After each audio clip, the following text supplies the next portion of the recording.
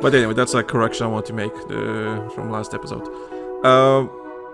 As before we were recording this podcast and we were recording the Patreon episodes, Battlefield, it was announced that Battlefield 1943, Bad Company 1 and Bad Company 2 will be shut down on 2023, December 8th.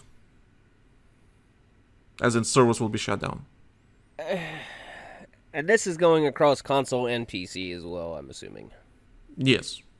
Yeah, so, I mean, it's not really that big of a shocker. I mean, it happens with games. It's sad.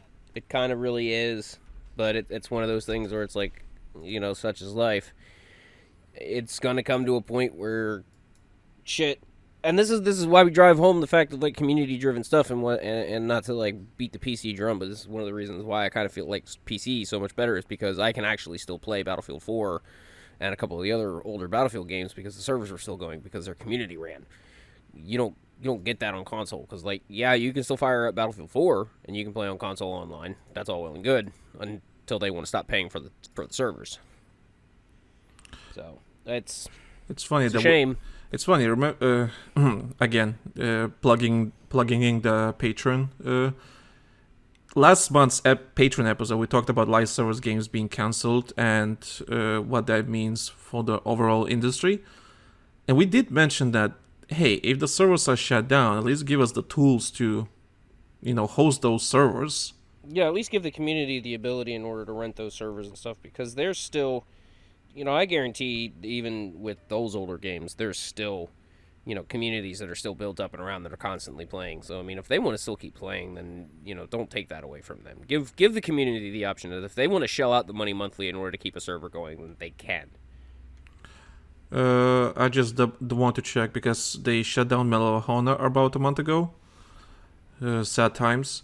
I want to see if it's like they have any self-hosting abilities. No, I see no servers. Belous says nothing. But then again, it could be Belous. I was gonna say, didn't they just like they gutted and shut down Battlelog for the most part too? Like it's not even really. Yeah, on Battlelog it says there's no servers, so the servers probably are shut down.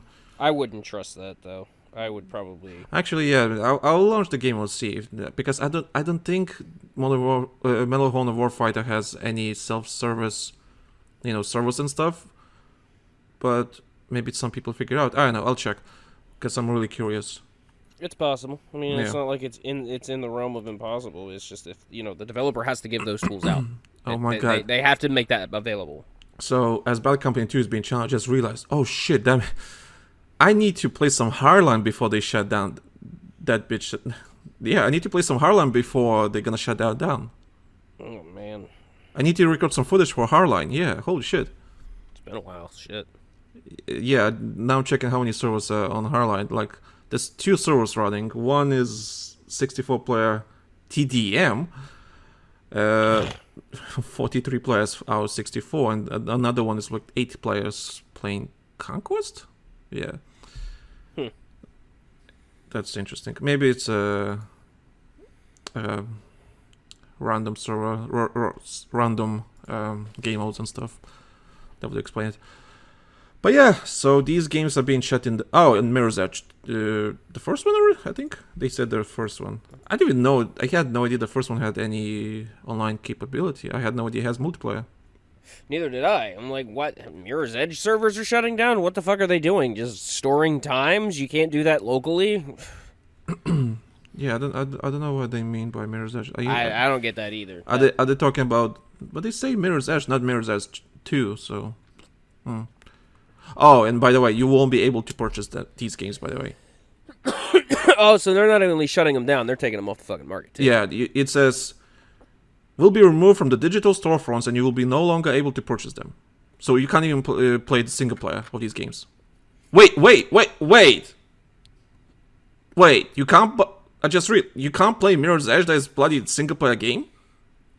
And you won't be able to buy it? Yep, here we go, boys. They're coming for your single player games now. They figured out how to lock you out of them. Even if you want to buy it again. Oh shit, I did not click with me. Damn. And you can't even play Bad Company 2 single player anymore, too, because you won't be able to buy it. Oh, wow. Oh, wow, I did not even realize that. Holy fuck. I mean, the only way you're going to be able to play Bad Company 2 now is if you go get it on fucking console. Yeah. You can still get copies for PlayStation. You're not going to be able to play online, and don't expect anything online to work. Yeah, if you own the game, yeah, you can play it. But if you don't own the game and decide, you know what, let me try one of these single-player games. Let me buy one of these games cheaply. You can't, because they won't be available. Yeah, I did not think of that. Because I just was reading double-checking the news. As I learned my lesson. Making sure the shit we're saying is legitimate. Yeah, as I was like, learn my lesson the hard way. Yeah, okay, I did not even realize. Okay, that's kind of sucky. Craptacular. Mm-hmm. It's craptacular. But again, we kind of howled about this like way back in the day, like about this whole online tie-in bullshit. It was eventually going to start killing off single-player games for no discernible fucking reason.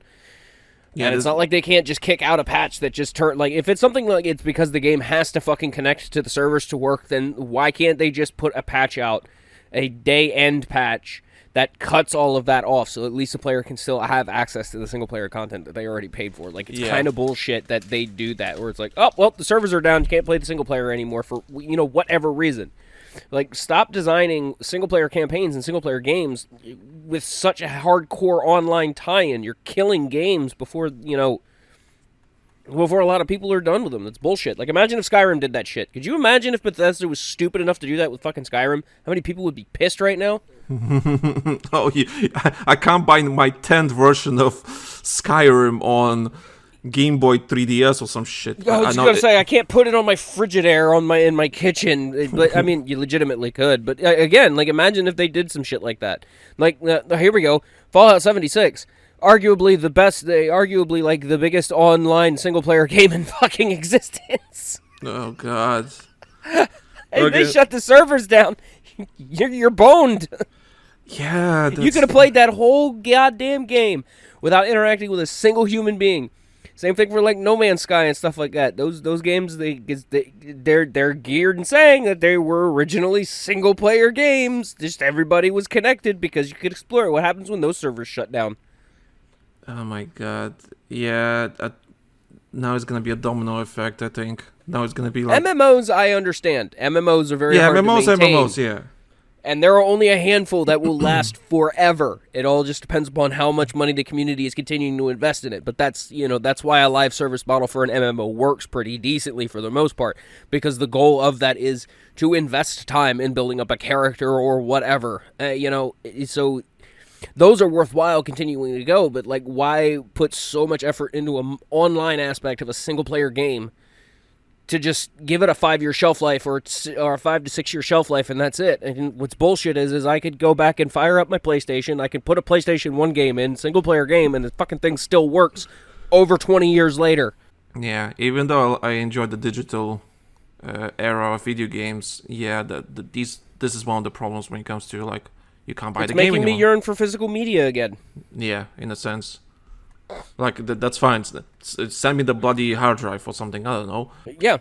I don't get it. In a lot of cases, they're like, well, we're taking it off of the store because we just don't want to sit and hold the file anymore either. Well, I mean, I guarantee they're still holding on to build 0 copies or the final retail copies of every fucking game they've ever made. Don't tell me that they just delete that shit off of their servers and it never exists anymore. That's bullshit. No, of course not. I mean, come on. That is a marketing ploy to trigger FOMO for people who believe that crap. Wait, there was actually rumors like that or something? People honestly believe that shit. I wouldn't put it past them. Are you dumb? Like, oh, well, they're taking the game off the market, which is like, Nintendo still has the even though there's like a massive archive of them anyway, like every old ROM for all of their old 32-bit and 16-bit games and 8-bit games, 64-bit games, Nintendo 64 games, all of those ROMs are still stored. How do you think they get away with putting out these fucking mini consoles? Because that's all they are is they're ROM players. How can anyone believe that? Oh, they just delete. Like, are you dumb? I'm sorry, are you dumb? Fear of missing out is a very powerful marketing tactic. It's very powerful. What the fuck? Oh, I guess I don't go deep enough in the internets with stupid gamers, I guess. Oh my God, what's wrong with my throat? Suck too much dick. Hey man, that's your problem. Yeah. I mean, if you see it as a problem, then you need to better do something about it. No, you should check out our Patreon when we talk about AI porn, because that was quite something.